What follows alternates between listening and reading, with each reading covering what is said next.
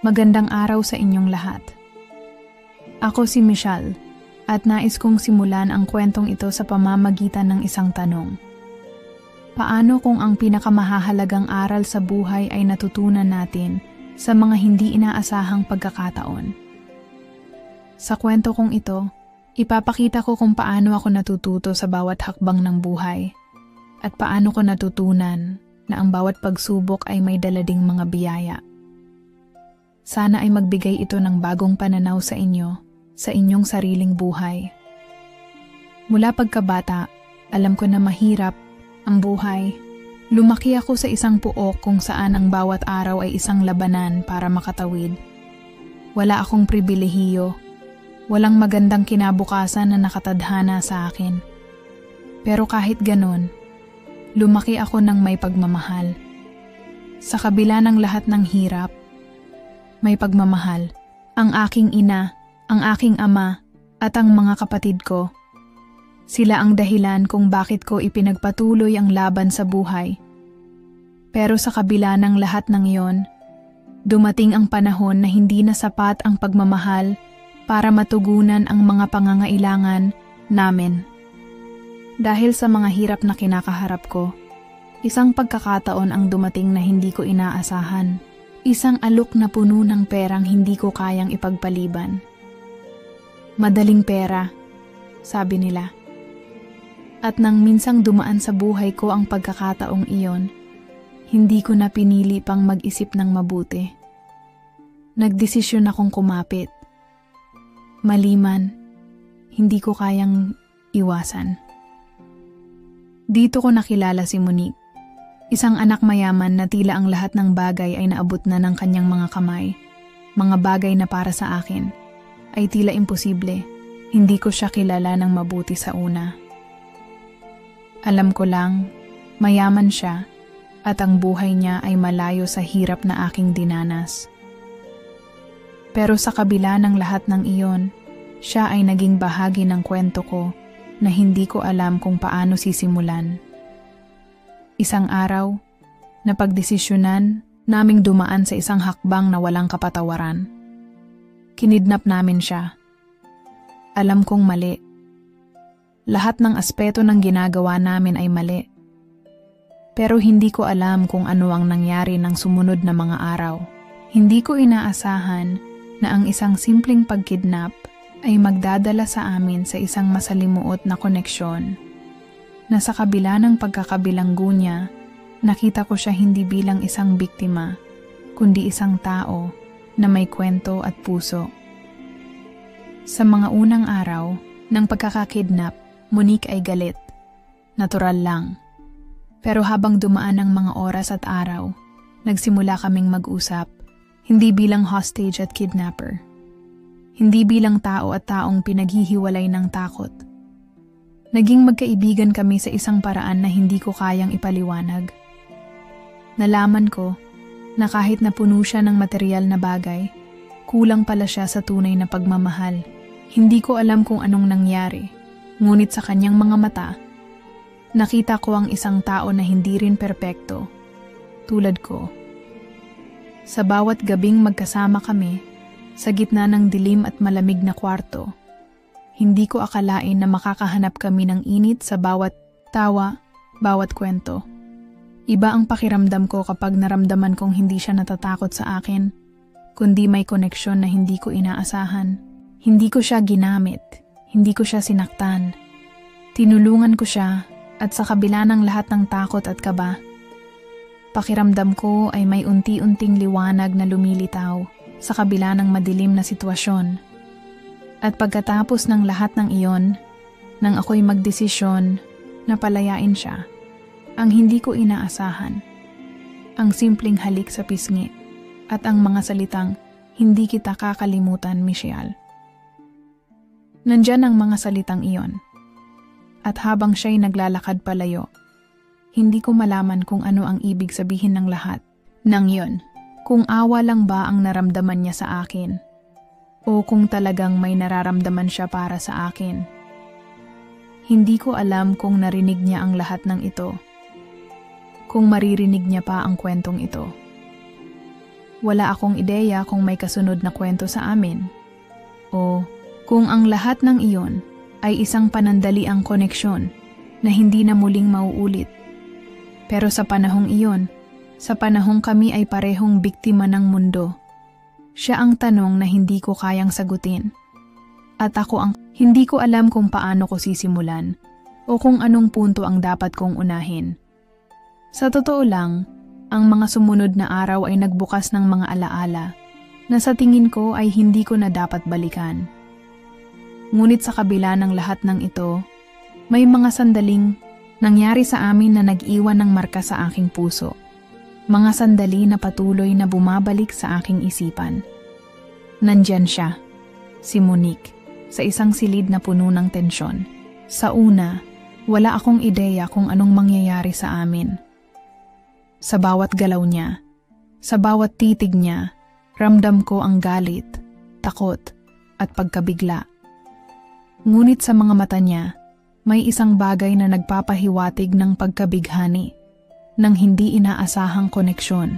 Minsan, hindi ko na alam kung anong nangyayari, kung kami ba'y magkaaway o magkaibigan na nawawala ang hangganan.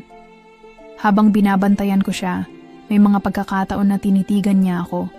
At sa mga titig na iyon, para bang nararamdaman ko ang bawat piraso ng takot at galit na naglalaban sa kanya. Hindi ko alam kung paano ko siya pinipigilan sa magulong mundo na napasok namin. Pero sa kabila ng lahat ng iyon, may isang bagay na nagsimula kaming magkaintindihan. Minsan, hindi ko alam kung dahil ba sa hindi inaasahang pagkakasama namin o dahil na rin sa tindi ng sitwasyon, ngunit ang bawat saglit ng aming pag-uusap ay nagbigay sa akin ng pakiramdam na may mas malalim pa kaming koneksyon kaysa sa nakikita ng ibang tao. Sa kabila ng takot at galit na umaabot sa bawat salita at galaw, may mga sandaling para bang kami hindi magkaibang tao. Bawat kwento niya, bawat tanong na ibinato niya, tila may isang piraso ng pagkatao ko na iniiwasan ko. Ngunit sa kanya, ay nagiging mas malinaw.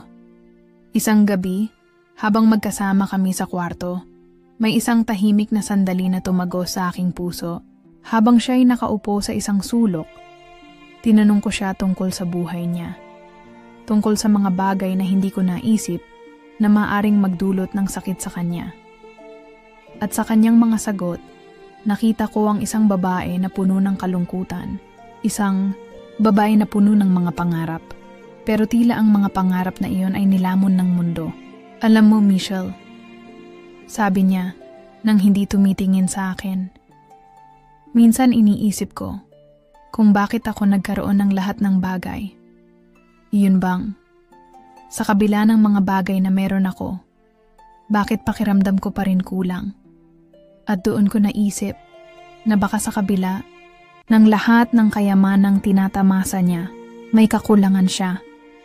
Isang puwang na hindi kayang punan ng lahat ng mga material na bagay na iniiwasan ko. Na baka pareho kami ng pakiramdam. Ang hirap ng maghanap ng tunay na kahulugan ng buhay. Hindi ko siya tinulungan sa mga saloobin niya. Pero sa mga mata niya, ramdam ko ang isang uri ng pangungulila na hindi ko inaasahan mula sa isang tulad niya. Habang tumatagal ang mga araw, tila may nagbabago sa aming relasyon. Hindi ko na siya nakikita bilang isang bihag o bilang isang babae na iniiwasan ko.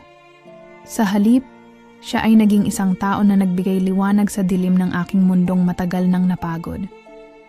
Hindi ko inaasahan, pero natutunan ko na may mga tao pala na hindi mo kailangang isalba, ngunit mga tao na makakatulong sa iyo para mas makita ang iyong sarili. Ang bawat pag-uusap namin, bawat maliit na ngiti, bawat salitang binitiwan niya, ay nagbigay sa akin ng init na hindi ko akalain na matutuklasan ko sa ganitong sitwasyon. May mga gabing magkasama kami sa dilim, at sa kabila ng takot at kawalan ng pag-asa, may mga sandali na nagiging mas makulay. Hindi ko alam kung dahil ba sa sakit na nararamdaman namin pareho, o dahil sa mga maliliit na pagkilos na may kahulugan. Ang paraan ng paghawak niya sa kamay ko na hindi kinakalabit ng takot. At doon ko naisip, baka ako rin ang dahilan kung bakit siya naging ganito. Baka ako rin ang nagbigay sa kanya ng lakas upang makita ang mas malalim na kahulugan ng lahat ng ito. Ang mga sandaling iyon ay parang mga alon sa dagat.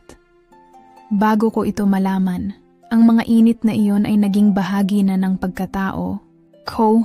Siya, si Monique, ay isang tao na nagbigay liwanag sa madilim kong mundo. Hindi ko siya kinailangan upang magbago.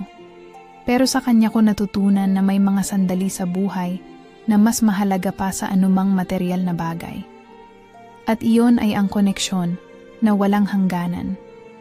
Nandyan siya, nakatayo sa harap ko.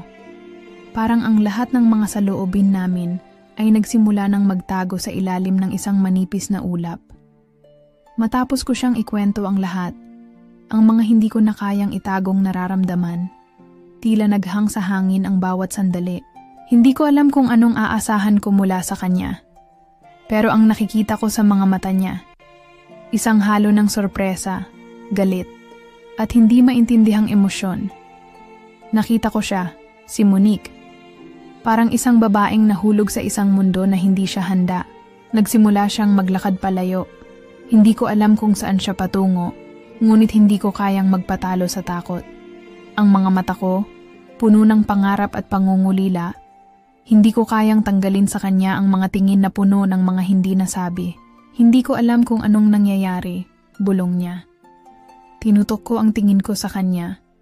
Nagsimula akong maglakad palapit at nalamdaman ko ang mga kamay ko'y nanginginig. Ang mga saloobin ko'y magulo. Siya, tahimik, nakatayo sa harap ko. Ang hininga namin parehong magulo at magkasabay. Ibinangon niya ang mukha niya. At nakikita ko ang mga mata niyang naglalaman ng tanong. Galit at siguro pag-aalinlangan. Ang bigat ng hangin sa pagitan namin ay halos hindi ko kayang itagilid. Pero isang bagay lang ang alam ko. Na hindi ko siya kayang mawala mula sa buhay ko ng ganun na lamang. Hindi ko alam kung anong ibig mong sabihin, Michelle. Ang sagot niya. Hindi ko kayang tanggapin lahat ng ito. Pero bakit?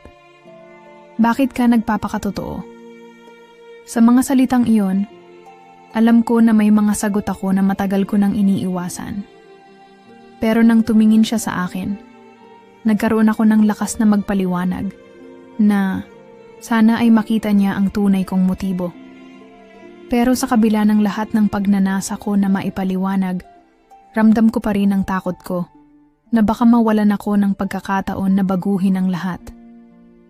Habang siya'y nakatayo doon, tinangka ko siyang lapitan, ngunit isang hakbang lang ang ginawa ko at agad siyang humakbang paatras.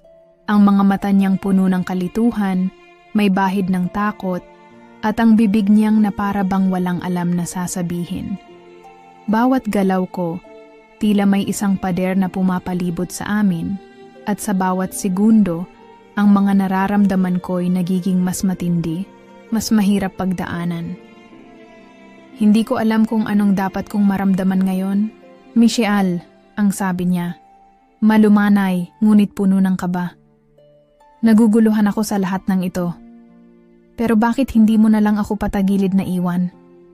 Napaluha ako ng kaunti. Ang mga salitang binitiwan niya ay parang mga patalim na tumagos sa akin.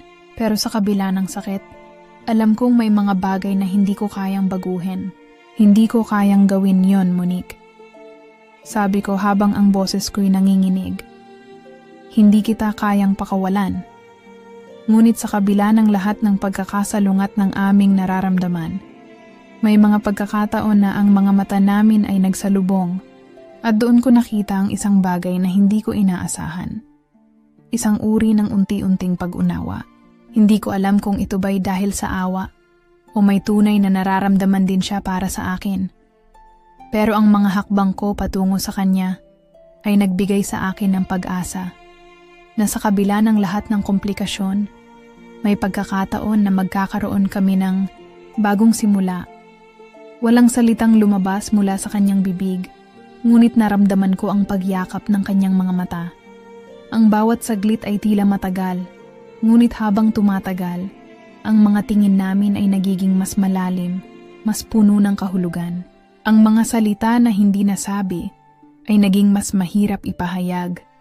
Ngunit sa kabila ng lahat ng ito, may isang bagay na alam kong hindi ko kayang tanggalin. Ang init ng kanyang katawan, ang pagnanais na patuloy na magkasama kami. Sa kabila ng lahat, ng pagdududa, ng mga sakit, at mga hindi inaasahang reaksyon. Isang bagay lang ang malinaw. Ang koneksyon namin ay nagiging mas matibay. Ang aming mga puso ay magkalapit. At sa kabila ng lahat ng balakid, nararamdaman ko na walang salita ang lumabas sa labi ko. Pero ramdam ko ang bawat pagtibok ng puso ko, na para bang sinusundan ito ng isang mahahabang sandali ng pananabik. Nasa harap ko siya, nakatayo, ngunit parang 1,000,000 bagay ang naglalaban sa mga mata niya. Ang dilim ng gabi ay nagbigay daan sa isang malalim na pananahimik na siyang nagpatindi ng bawat sensasyon sa pagitan namin. Minsan, hindi na kailangan ng mga salita. Ang mga tingin at ang mga hindi nasabi ay siyang nagsisilbing komunikasyon. Monique, ang pangalan ko lang ang aking naibulalas. Halos isang bulong, isang pakiusap. Pero hindi ko alam kung anong klaseng pakiusap iyon. Isang pakiusap para magpatuloy, para magtagal pa ang sandaling ito. Naramdaman ko na parang ang hangin ay nagsimulang magbago. Ang bawat segundo ay puno ng pagnanasa. Ngunit hindi ko pa rin kayang ilabas ang lahat ng nararamdaman ko. Ang mga mata niya ay nakatitig sa akin. May galit, may takot, pero may matamis na kahalong pagka-curious. Hindi ko na kayang tiisin ang distansya na iyon sa bawat maliit na hakbang na ginawa ko patungo sa kanya. Parang may nagsasabing maghintay pa. Baka hindi pa tamang panahon. Ngunit, sa kabila ng mga takot ko, isang pakiramdam ang hindi ko kayang ipaliwanag. Isang sigaw sa aking puso na nagsasabing ituloy na ang lahat. Hindi ko na kayang magtago pa sa kanya. Monique, hindi ko kayang pigilan. Ang boses ko'y maluha-luha. Hindi ko alam kung bakit. Pero ang katawan ko, parang may sariling buhay. Naglalakad palapit sa kanya ng walang kontrol. Hindi ko kayang labanan ang nararamdaman ko para sa'yo. Tahimik siyang naglakad pabalik, ngunit hindi siya tumalikod. May mga mata siyang puno ng kalituhan, ngunit may isang bahagi ng katawan niyang tila hinihiling na magsimula ng bago. Hindi ko alam kung paano niya natutunan ang lahat ng ito, ngunit nararamdaman ko ang init na unti-unting bumabalot sa aming katawan. Bakit? Anong nangyari sa'yo, Michelle? Anong iniisip mo? Tanong niya, at naramdaman ko ang pag-aalalang bumangon sa kanyang tinig. Ngunit may pahiwatig na nagsasabing, gusto niyang malaman, gusto niyang maunawaan, gusto niyang maintindihan kung ano ang nangyayari sa pagitan namin. Hindi ko alam kung paano ko ipaliwanag ang lahat. Hindi ko na kayang magtago pa, Monique. Sagot ko, ang mga salitang nagmumula sa aking puso. Ang mga nararamdaman ko, hindi ko kayang ipaliwanag. Hindi ko kayang gawing isang lihim ito. Ang gusto ko lang, makapiling ka ng buo. Ang mga mata niyang may malalim na pag-iisip ay hindi tumigil sa pagtingin sa akin. May mga tanong pa rin sa kanyang isipan. Ngunit hindi ko kayang hindi ituloy ang mga pagnanasa kong nararamdaman. Hindi ko kayang hindi siya yakapin. Hindi ko kayang gawing pangarap lang ang lahat ng ito. Ang mga kamay ko, hindi ko kayang pigilan. Dahan-dahan ko siyang hinarap. Ang katawan ko ay umaasa na mararamdaman niya ang bigat ng nararamdaman ko. Walang salita, ngunit may isang kilig na hindi ko kayang pigilin. Sinubukan kong abutin ang kanyang mga kamay at dahan-dahan siyang yumakap sa akin. Ang bawat galaw namin ay tila isang pangako ng pagsisimula, isang pagsumpa ng bagong kabanata sa aming kwentuhan ng mga labi ko. Magaan ang pagkakapatong sa kanyang mga labi. Hindi ko alam kung saan magsisimula. Hindi ko alam kung anong magiging resulta. Pero ang init ng kanyang katawan na malapit sa akin ay nagbigay liwanag sa lahat ng takot at alinlangan ko. Inilapit ko pa ang sarili ko, habang ang mga kamay ko ay nagsisimulang maglakbay sa kanyang likod, humaplos sa bawat sulok na naglalaman ng kanyang matamis na amoy. Ibinuka ko ang mga mata ko, ngunit ang mga mata ko ay nakatago sa ilalim ng kanyang mga mata. Hindi ko kayang pagdudahan ang ating mga damdamin, kahit na ang lahat ng ito ay parang isang alon na naglalaban sa atin. Subalit, sa kabila ng lahat, may isang bagay na nagsusustento sa amin. Isang koneksyon na hindi maipaliwanag ng mga salita. At sa mga sandaling iyon, nahanap ko ang sariling kaligtasan. Walang tigil ang pagpintig ng aking puso. Tila isang alon na humahampas sa aking dibdib. Hindi ko na kayang ipaliwanag ang init na nararamdaman ko. Sa bawat hakbang ko patungo sa kanya, isang bahagi ng aking utak ang nagsasabi na ang lahat ay mali, ngunit ang katawan ko, ang puso ko, ay nagsisigaw ng tama. Hindi ko alam kung paano ko hahanapin ang mga salitang magsusumpa ng lahat ng nararamdaman ko. Hindi ko alam kung paano ko sasabihin sa kanya na ang mga oras na ito ay naglalaman ng lahat ng hinahanap ko. Ang kaligayahan na hindi ko pa naranasan sa buong buhay ko. Ang mga mata ko ay hindi na lumayo sa kanya.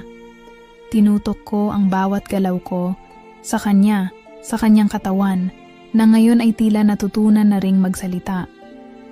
Ang bawat paghaplos ng kanyang kamay sa aking balat ay nagdudulot ng isang pakiramdam na hindi ko kayang ipaliwanag. Hindi ko alam kung paano nangyari, pero ang bawat himas niya ay nagbigay daan sa mga bagong sensasyon na sumabog sa akin. Ang init ng kanyang mga palad sa aking katawan ay nagbigay ng isang kuryente na hindi ko kayang labanan. Para bang sa bawat sandali na kami magkasama, mas lalo akong nahulog sa kanya. Hirap man akong magdesisyon kung itutuloy ko pa ang lahat o hihinto. Isang bagay ang tumatakbo sa isip ko. Ayaw ko nang huminto.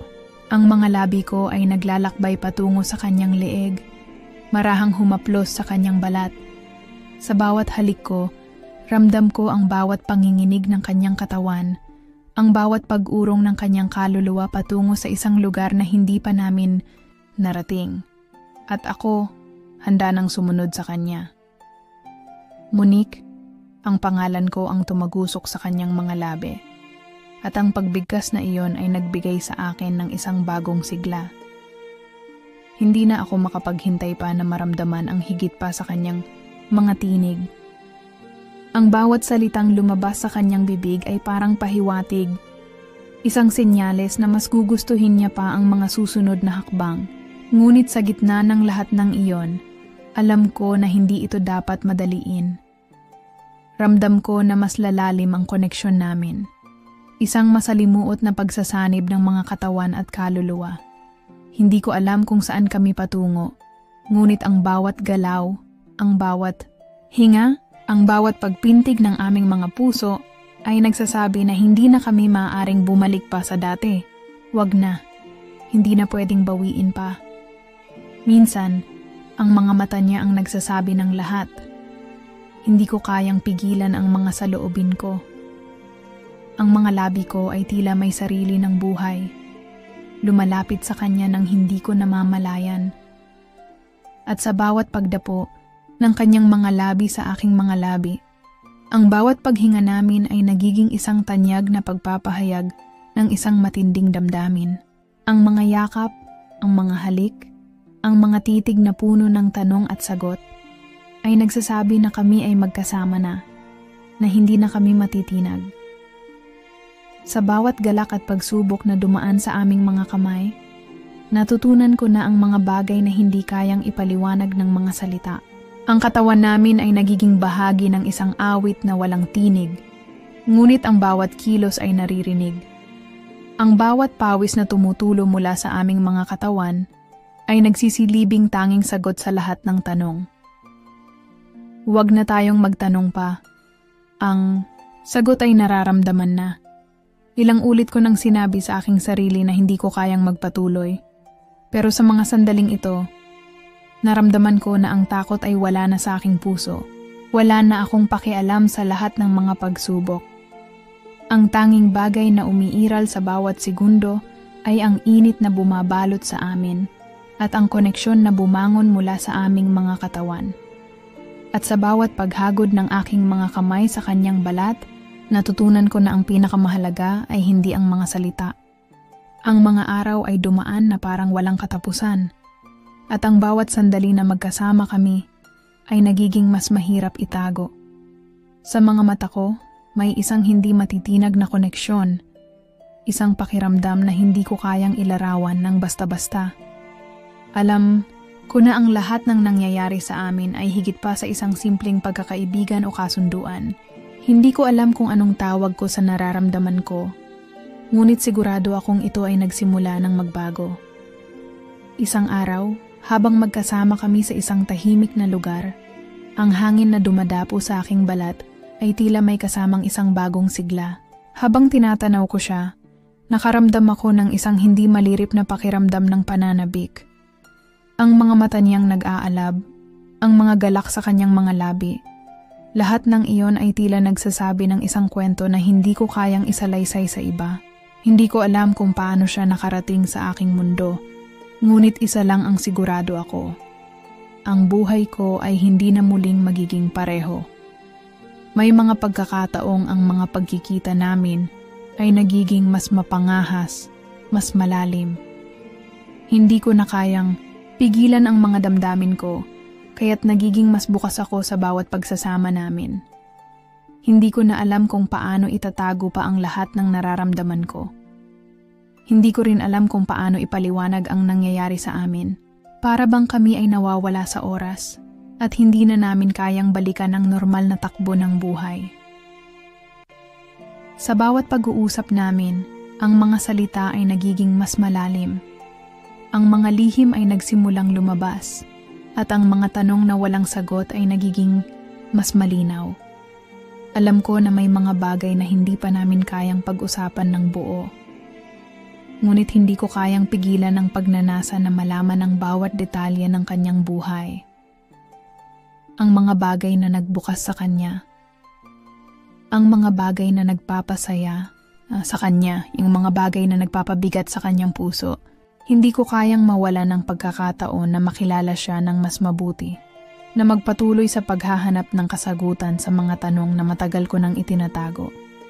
Ngunit sa mga pagkakataong ito, hindi ko maiwasan na magtanong kung saan kami patungo. Magiging tayo ba sa huli? O magtatapos lang ang lahat ng ito sa isang malupit na realidad na hindi ko kayang tanggapin? Hindi ko alam kung ano ang hinaharap para sa amin. Ngunit ang isang bagay na alam ko ay hindi ko kayang bitawan ang mga sandaling ito.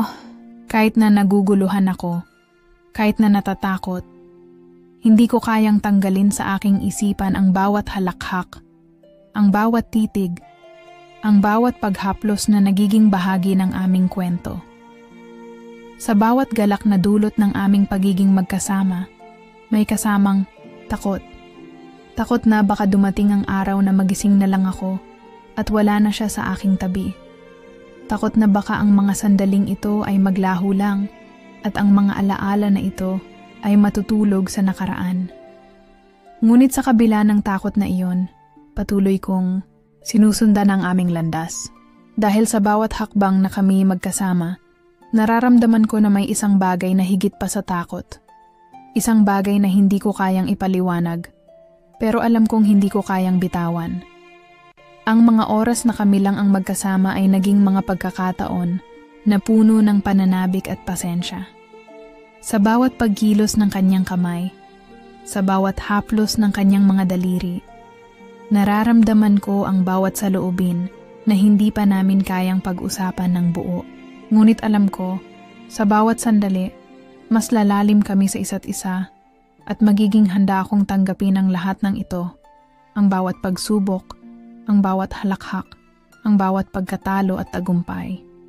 Lahat ng ito ay bahagi ng aming kwento at hindi ko kayang magtakip ng mga mata sa katotohanan habang ang mga araw ay patuloy na dumadaan.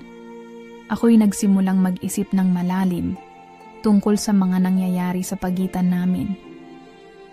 Ang mga sandali ng kaligayahan na ibinibigay niya sa akin at ang mga pagnanasa na hindi ko kayang ipaliwanag ay nagbukas ng maraming katanungan sa aking isipan. Sa mga gabing magkasama kami, kahit na ang mga simpleng titig o mga biro na para bang walang ibig sabihin ay nagiiwan ng malalim na bakas sa aking puso. Parang isang laro ng apoy, isang alingaw-ngaw na hindi ko kayang iwasan, ngunit natatakot akong hawakan. Ang mga titig niya ay tila naglalaman ng mga lihim na hindi ko pa kayang maabot. Sa bawat paglapit niya sa akin, may isang uri ng kuryente na sumasalubong sa aming katawan. Ang katawan ko ay nagiging sensitibo sa bawat kilos niya, ang paghaplos ng kanyang kamay sa aking balikat, ang pagdampi ng kanyang katawan sa akin habang kami ay nag-uusap. Hindi ko alam kung ang nararamdaman ko ay pagmamahal o isang simpleng paghahanap ng kasiyahan. Ngunit isang bagay ang sigurado ako, hindi ko kayang tanggapin na ang lahat ng ito ay maglalaho lang ng basta-basta. Minsan napapaisip ako kung ano ang nangyayari sa akin. Hindi ko na alam kung saan magsisimula at kung paano ko haharapin ang mga nararamdaman ko. Lahat ng ito ay naging isang matinding pagkalito sa akin. Alam ko na may mga bagay na hindi pa namin kayang pag-usapan at may mga tanong na hindi ko pa kayang itanong. Ngunit ang mga sandaling iyon, ang mga titig at haplos na nagdudulot sa akin ng isang kakaibang init, ay nagsisimula ng magbukas sa akin ng isang mas malalim na kahulugan. Hindi ko kayang tanggapin na ito ay isang pansamantalang karanasan lamang at natatakot ako na baka mawalan kami ng pagkakataon na makita ang mas malalim na koneksyon sa isa't isa. Isang gabi, habang kami magkasama sa isang tahimik na lugar, naramdaman ko ang isang malalim na ugnayan na para bang tumago sa aking puso. Tumingin siya sa akin, at sa kanyang mga mata ay nakita ko ang isang hindi matitinag na kaseryosohan. Ang mga mata niya ay nagsasalita ng mga saloobin na hindi niya kayang sabihin, at alam ko na may mga bagay siyang ipinagkait sa sarili niya. May isang pahiwatig na nagsasabing, may mga bagay na hindi pa kami handa na harapin. Ngunit may mga pagkakataon na ang mga sandali ng kahinaan ay nagiging mga pagkakataon ng lakas. Hindi ko alam kung anong hinaharap ang naghihintay sa amin, ngunit ang mga gabing ito, ang mga titig at haplos, ay nagpapakita sa akin ng isang bagay na higit pa sa kasalukuyan. Minsan, kapag kami ay magkasama, natatakot akong mawala siya. Natatakot akong dumating ang araw na magising ako at hindi na siya nariyan. Pero sa bawat sandali, nararamdaman ko ang isang uri ng kaligayahan na hindi ko kayang ipaliwanag. Kung ito man ay magtatagal o maglalaho, ang bawat hakbang na ginagawa namin ay may kahulugan. At ito ay nagiiwan ng mga alaala na magiging bahagi ng aking buhay. Hindi ko alam kung paano kami magtatapos. Ngunit alam ko na ang bawat sandali na magkasama kami ay isang pagsubok at pagkakataon na magbukas ng mas maraming posibilidad. Ang mga bagay na nangyayari sa amin ay hindi madaling ipaliwanag, ngunit sa bawat araw na lumilipas, natututo akong tanggapin ito. Hindi ko alam kung saan kami patungo, ngunit sa mga sandaling magkasama kami, natutunan ko na hindi laging kailangan ng mga sagot. Minsan, ang pinakamahalaga ay ang nararamdaman, ang koneksyon na hindi kayang sukatan ng mga salita. At sa bawat hakbang na kami ay magkasama, natututo akong yakapin ang mga hindi tiyak na bagay at magtiwala na ang lahat ng ito ay may dahilan. Habang ang mga linggo ay dumaan, nagsimula akong magtanong sa aking sarili kung anong tunay na halaga ng mga sandaling magkasama kami. Ang mga titig, mga damdamin, at ang mga lihim na hindi na kailangang ipahayag, lahat ng ito ay nagsimula nang magbigay ng mas malinaw na pananaw sa akin. Nagsimula kong maunawaan na ang nararamdaman ko ay higit pa sa isang sandaling pagnanasa o kasiyahan. Ito ay isang paglalakbay na puno ng mga aral at pagtuklas sa sarili. Nagkaroon kami ng pagkakataon na mag-usap ng mas malinaw. Sa mga sandaling tahimik, nagsimula kaming magbukas ng mga bagay na hindi namin kayang sabihin dati. May mga tanong na hindi namin kayang sagutin noon. Ngunit ngayon ay natutunan naming tanggapin ang bawat sagot na dala ng buhay. Sa kabila ng lahat ng takot at pangamba, natutunan ko na ang mga bagay na ito ay bahagi ng aming paglalakbay. Ang mga sandali na magkasama kami ay nagbigay sa akin ng mas malalim na pangunawa sa sarili. Nakita ko na ang mga relasyon ay hindi laging perpekto. May mga pagkakamali, may mga pagsubok, ngunit ang mahalaga ay kung paano tayo natututo mula rito. Sa mga gabing magkasama kami, natutunan kong yakapin ang bawat bahagi ng aming ugnayan, ang magagandang alaala at ang mga pagkatalo. Ang bawat hakbang, bawat desisyon ay nagbigay sa akin ng lakas na hindi ko pa nararamdaman noon. Minsan, naiisip ko kung saan kami patungo. Ano ba ang hinaharap para sa amin? Magtatagal ba kami? O magiging bahagi na lang kami ng nakaraan? Ngunit sa kabila ng mga tanong, natutunan ko ring tanggapin ang hindi tiyak na hinaharap. Hindi ko kailangang malaman ang lahat ng sagot. Ang mahalaga ay kung paano namin pinapahalagahan ang bawat sandali na magkasama kami, at natutunan ko na ang mga bagay na minsang mahirap tanggapin ay may dahilan. At sa bawat hakbang na aming tinatahak, natututo kami ng higit pa sa ating mga sarili. Sa huli, natutunan ko na ang pinakamahalaga sa lahat ay ang mga karanasang ito. Ang mga sandali ng init, hindi lang sa pisikal na aspeto, kundi sa emosyonal at espiritual na koneksyon.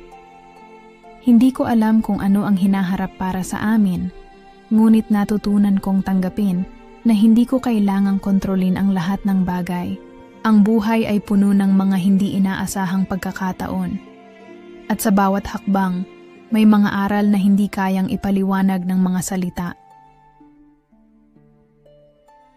Sa pagtatapos ng kwentong ito, nais kong iparating sa iyo na may mga pagkakataon sa buhay na hindi natin kayang ipaliwanag ang lahat ng nangyayari.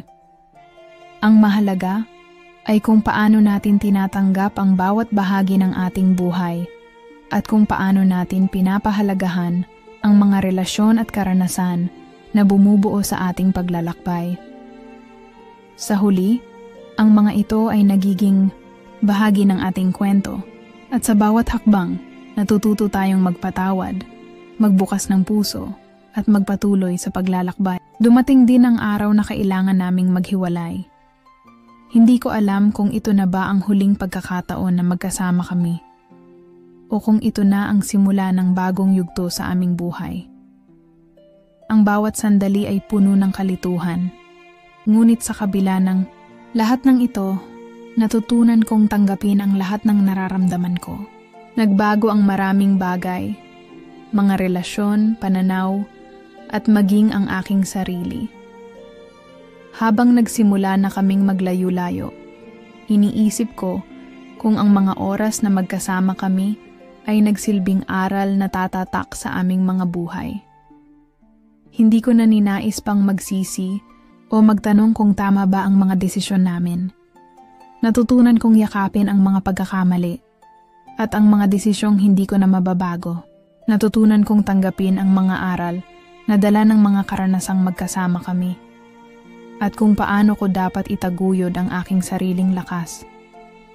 Habang tinitingnan ko ang mga alaala na magkasama kami, naiisip ko kung mayroong pag-asa para sa hinaharap, pero natutunan ko ring tanggapin na hindi lahat ng relasyon ay kailangang magtagal para maging mahalaga.